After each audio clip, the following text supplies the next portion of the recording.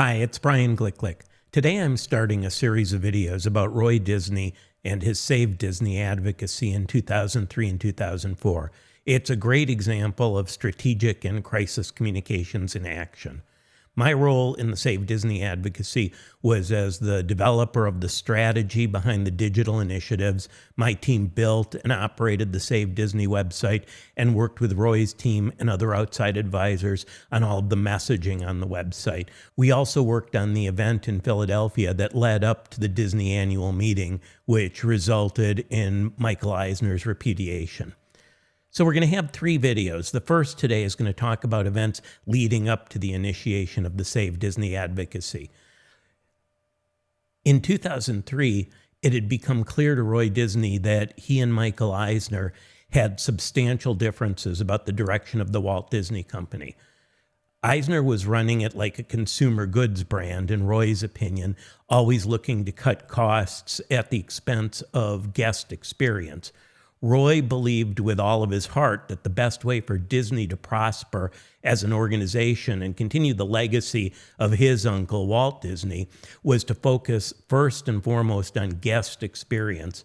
And by the way, if you ever called a guest a customer in front of Roy, he would gently but immediately correct you. He wanted you to remember at all times that Disney was about the experience and that hospitality in everything that Disney did was central to that experience.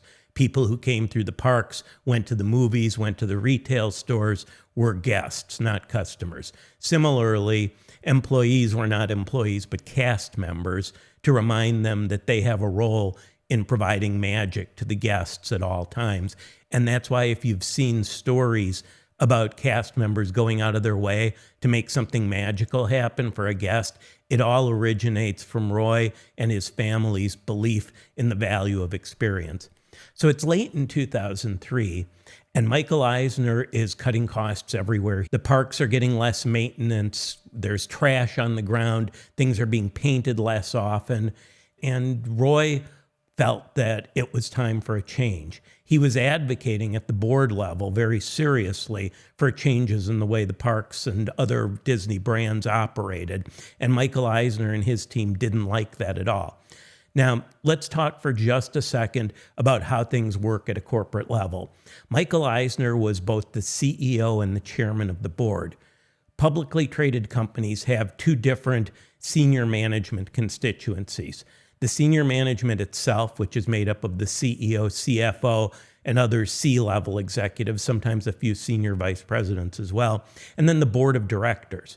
The board of directors are equity holders, shareholders in the company, and their role is to oversee the work of the senior level executives and set the direction of the company. They act as representatives not just of themselves, but of all shareholders who are looking out for the company's best interest. The primary job of any board of directors is that they hire and fire the CEO. Now, as was common then and still happens fairly regularly now, Michael Eisner was both the chairman of the board and the CEO of the company, which set up an innate conflict of interests. As Roy advocated for change, he and Eisner were not getting along, and there was beginning to be boardroom conflicts. And in fact, in 2003, Roy was told that at the next board of directors annual meeting, which was in 2004, he would not be stood up as a continuing member of the board of directors. This was a massive repudiation. Roy Disney was the largest individual shareholder of Disney stock, and of course, he bore the family name of the company itself. The excuse that Michael Eisner gave was that Roy Disney's age had termed him out and he was no longer eligible for board membership. But everybody realized the truth of this, which was that Eisner was tired of Disney advocating for guest experience and was more interested in generating short-term and mid-term profits. So it was into that environment that Roy Disney and his team at his family office, which was called Shamrock Holdings, started to plot a way to remove Michael Eisner from the company and ultimately, as we coined very early in this, restore the magic of Disney Company. That'll be the topic of the next video. Before we wrap up today, I just want to tell a couple of stories about Roy Disney the man, because I don't think you can really understand the power of the Save Disney advocacy until you understand what Roy stood for. Roy was a guy that believed passionately in making other people happy. That infused everything that he did. He was a simple guy who had become wildly wealthy through the work of his family and his own work, and he was a creative at heart. He had an airplane at Burbank Airport. It was a Boeing 737 business jet, and he had a hangar there that he had converted entirely into an Irish pub. It was part of the Disney magic brought to life once again. When he traveled, he liked simple foods and simple drinks. He was a big fan of $2 Chuck from Trader Joe's.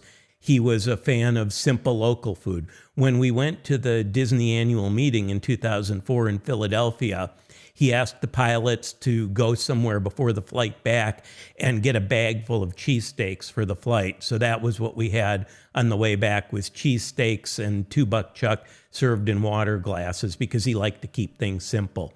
He would play movies for us on the airplane, and he would describe the creative process behind the making of some of the films he had been deeply involved in for decades.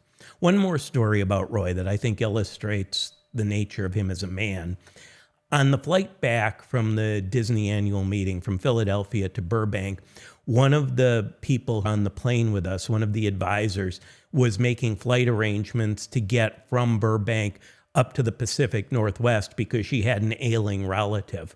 When Roy heard about it, he asked the pilots to just stop what they were doing and amend the flight plan so that he'd be able to drop her off on the way back. I think that just goes to show exactly who Roy Disney was, and it infused everything he did, including the Save Disney advocacy. Now, in the next video, I'm going to talk about Save Disney itself, what the strategy was that led up to it, what the first steps were, how Disney responded, and how we put together an entire campaign that changed corporate history and was the largest repudiation of a senior executive in corporate history. I hope you'll join us again for the next episode.